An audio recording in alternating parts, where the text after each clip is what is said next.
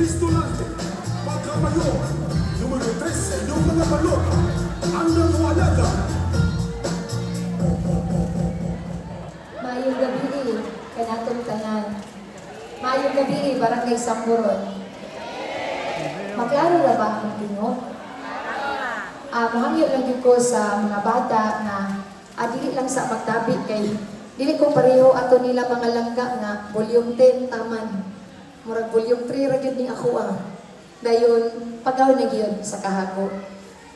Una sa tanan, ako ang pagtahod ug pagyupo kaninyong tanan mga lumulupyo sa barangay Samburon. Salamat sa kaayo sa suporta o presensya sa pamilya Balaan. Salamat sa pag-ilan nako isip anak usab sa pamilya Balaan. Salamat sa presensya ni Kagawad Botchoy Betonyo, sa ato ang sponsor sa sound system. Nakita ninyo, murag datot yung kayo ang Team Abante naman, courtesy of Kuya Bebo, Dolata. Kuya, thank you very much. Sa atong banda, ato naman daw ipahigayon, dili unya nga disco, courtesy usab ka na ni Mami Linda Roquillas. Mami, salamat. Sa pamilya Pestolante, ikan sa akong papa, ako ang mga iyaan, uyuan, nakaroon din niya ako mga pagumangkon.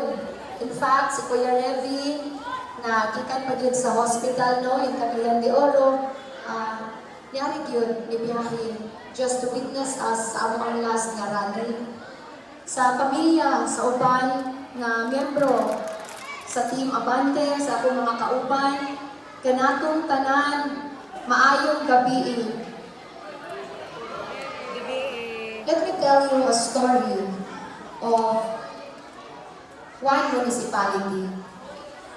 Kani siya nga munisipyo, sukad sa una, hilabing ni Uba. Niugit siya. Wala kayo mutukod o gasoline station ani nga munisipyo.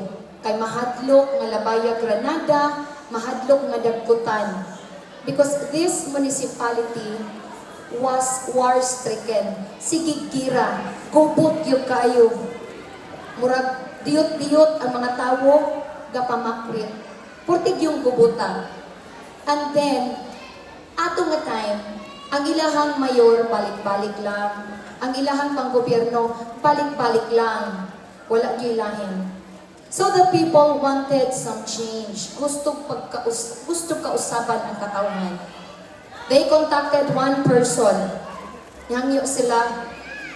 Natabang mi diri sa among lugar. Dagan kay gusto mi o kausaban. So that person, tungod sa ilahang hangyo, ning dagan. Pag-abot sa eleksyon, uso manggid ng bayranay, uso gid kayo ang bayranay. Wala siya mamayad. Kay matod pa niya, kamo ang nangayo nga modagan ko. Kamo ang nanginahanglan nako. Ako wa ko manginahanglan ninyo. Di ko mamayad. Kung gusto mo kausaban, testingi ko. Kung gusto ninyong padayon inyong kangiog, padayon ang inyong sitwasyon, padayon nga minus kaayo ang asenso sa inyuhang lugar, okay lang, ipadayon po ng kinsay naglingkod din ha. And then came election day. Wala gid siya mamayad. But the people of that place took a leap of faith. Hingsugal. Gitistingan siya. Bag-o nga liderato, dili recycle. Nakadaog siya. Pagsugod niya, he instilled discipline in a once undisciplined place. Gipahayag niya ang usa ka lugar nga sukat porting ni Uba. He put an end to war anang lugara. He really did everything kay bright ug edukado man sad siya to bring that place to greater heights. And right now, in the year 2024, kana nga lugar na himong top 1 municipality sa tibuok Pilipinas. And all because the people took a leap of faith. Mangutana mo, asa manang lugara? That place is the municipality of Kauswagan, now led by Mayor Romel Arnado. Sa unang Kauswagan, Purtingi Uba, asinso ra kayo ang linamon kumpara sa Kauswagan. I have an aunt who lives in Kauswagan, na doon ako iyaan, na naanak po yung sa Kauswagan. Ang ako yung pananaw sa Kauswagan sa una, bukid. Kung bukid man ang linamon, mas pagyud ko sila. Patluk at Kauswagan now is the top 1 most competitive municipality in the entire Philippines. Not in Region 10, not in Mindanao, but in the entire Philippines. And usa lang ang gihimo sa iyang mga residente. And you know what? Bumoto sila ng tama. They voted for the right person. And that person took them to greater heights. Ingon anak, kabilidon inyong boto. If you want linamon, magpadayon, ingon ani kangiop. If you want your relocation area, magpadayon nga pirmi ang tubig saad-saad lang. If you want your relocation area, magpabilin nga ang inyong kurente, tap-tap lang. Ipadayon sila. But if you dream of a better linamon, ruled or governed by the younger generation with radical ideas and fresh principles, fresh set of projects, try Abante Linamon. Muna giingon, daghan nato ang gusto mo daog. Daghan nato ang gusto nga magmadaugon. Pero gamay ra nato ang gusto makigyera. You cannot win unless you go to war. Di ka pwede magmadaugon kung dili sa ka una makigyera.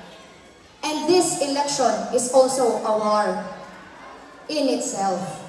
Kamo ang magbuot demokrasya ta. Bisan pagkapila mi mo ingon nga edukado mi, kwalipikado mi, angayan mi.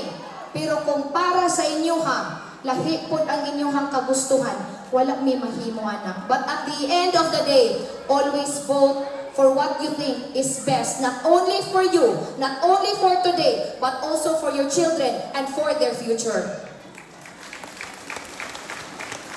It is very unfortunate, makaguol, nga karon nga eleksyon, mura man hinuon og sad-an ang mga edukado. Muladlad na gani ang Team Abante, unsay among nahuman. Muistorya na gani mi unsa among kwalifikasyon, ingon dayon mi nga, nakaminos man sa wakahuman, nakaminos man sa uban. No, wala mi nakaminos. Muladlad mi kung unsa among kwalifikasyon kay mga aplikante mi sa usa ka trabaho. Susama na kung mo-apply ang inyong mga anak o encoder lang sa usa ka opisina, data encoder, pangitaan, diploma, transcript of records, police clearance, NBI clearance, civil service eligibility. Pero pagdawat sa inyong anak, sulugoon ra. Now, why don't we require the same level of competence nganong dili man nato iimpusar, nganong dili man nato pangayuon ang susama na pamaagi sa pagpili kung ang atong gi-applyan ang pinakataas na posisyon sa atong munisipyo. There are 25,000 people, more or less, in Linamon. Kanang 25,000 katawo, napulo lang ka-opisyales ang magdumala ni anak. Napulo lang. Usa ka mayor, usa ka vice mayor, 8 ka konsihal. Dayon adun akitay duha, ex officio na sila, SK o ABC nga kapitan. Unsay kasiguruhan natong tanan na ang atong mapiling pulo adunay saktong kahibalo, adunay saktong kahinsog, adunay saktong panlantaw nga pasigo iyahang maatiman ang 25 by 25,000 kakatawhan sa atong munisipyo. It is not easy. Manganak gani kag usa, maglisod ka na gani og disiplina, maglisod ka na gani og padako. How much more kung 20,000 kapin ang anak nga imuhang galantawon? Matod pa nila, si Cheche, dili mi anak kay maldita. Tinuod yun na, maldita yun ko. But never nako na nga gigamit ang akong kamaldita batok sa Tagalinamon. Ang ayaw gipud mong sugo nga ang inyong leader, ang inyong pinuno, dili makabarog sa iyang kaugalingon kay gaupoy-upoy lang permanente. Kay ang usa ka tawo nga nasobrahan kabuotan, ang usa ka tawo nga dili kahibalumudili kay dali ra kaayo maiko, will never be a good leader because that person will never be able to say no and will remain a puppet to those who are surrounding him. Mahimo siyang usa ka manika sa mga tao nga nakapalibot niya.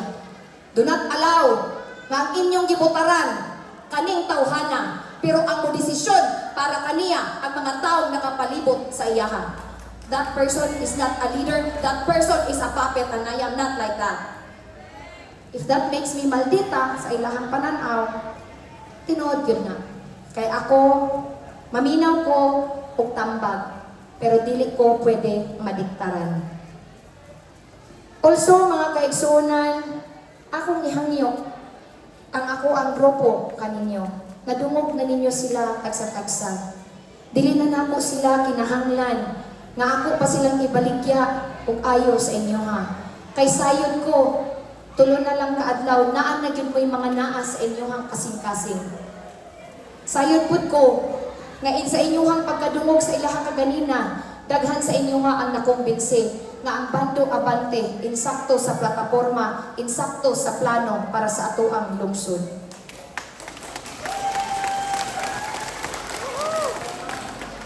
Ang ako alang mga kaigsunan, nga lantawan ninyo ang ugma sa mga bata. Daghan bitaw ang moingon, even akong bana, moingon man, kahago ba na inyong trabaho, wala man pud mo'y sweldo nga madawdaw kay nagpahulot pa nagsolicit. Pwede na gyud dili mag-apil-apil sa politika. Sakto na. Pero I will not allow. Simba ko lang na ako'y mga anak nga mga lalaki, mga ulitawo. Hulaton pa ba nako nga nadunggaban sila ug usa ka badya nga kolorong nga gadagan diri sa atuang munisipyo ay hako mo reklamo nga nung naatay mga kolorong nga mga badya nga nagdagan when I could have made a difference if I was a member, if I was one of those who are governing Linamon. Dinha mo padulong kung unsa ang mga plano nako namo para sa atong munisipyo. Number 1, mga kaigsunan, is the establishment of a kolehiyo ng bayan. Unsa ang kolehiyo ng bayan? Mao ni siya ang atong programa nga gusto natong i-implementar diin aduna nakitay isang professional bawat pamilya program.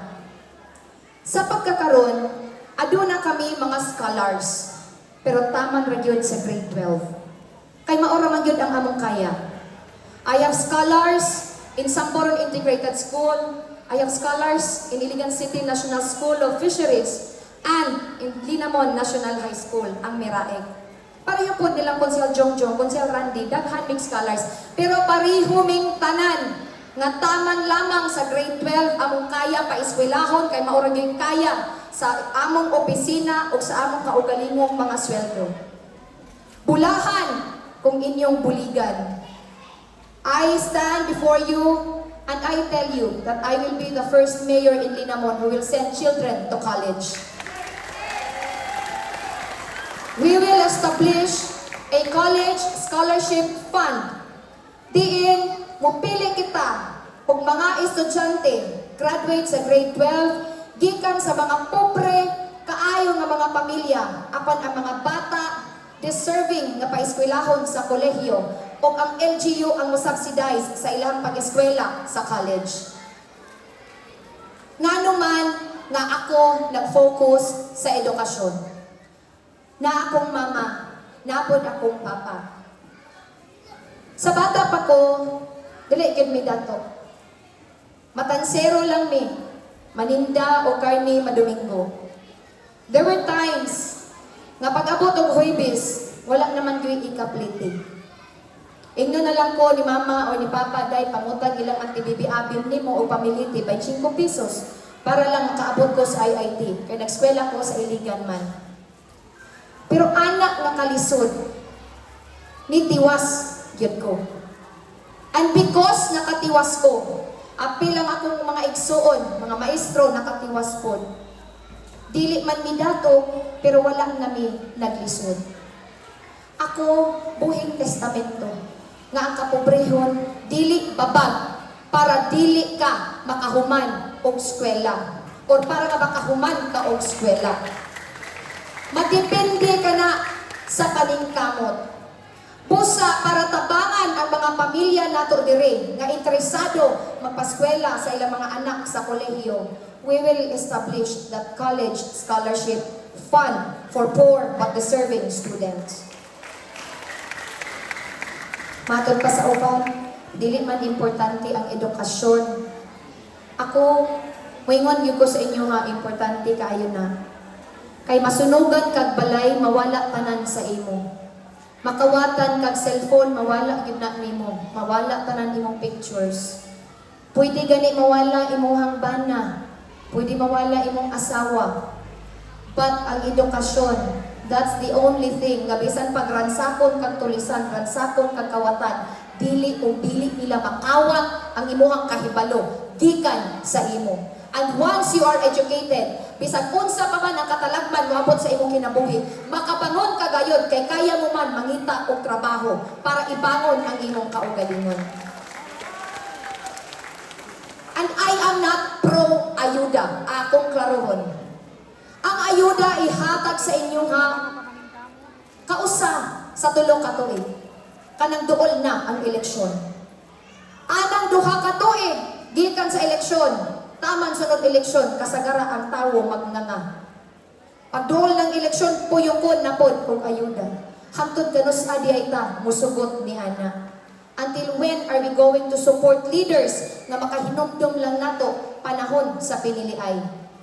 Maunang ako, instead of giving out a lot of ayudas, I will prefer a program diin ang atong mga anak makaeskwela, makahuman, kay aron ka ng bataa, tibuok niyang kinabuhi, pwede na makaabag-abag sa iyahang pamilya. God will end the cycle of poverty in one family. Kung aduna mo'y bisag usa lang ka professional kada pamilya, di man tuod ng bataa obligado na maoy mo salbar sa tibuok pamilya, but at least kabalo mo nga panahon magkalisod na agyud mo'y bisag usa nga masampit other than diretsyo mo sa gobyerno. Ang kasagara, kung naay usa ka professional sa isa ka pamilya, mutabang na nagpa-eskwela sa iyahang mga igsuon aron silang tanan maghinay-hinay o kahuman.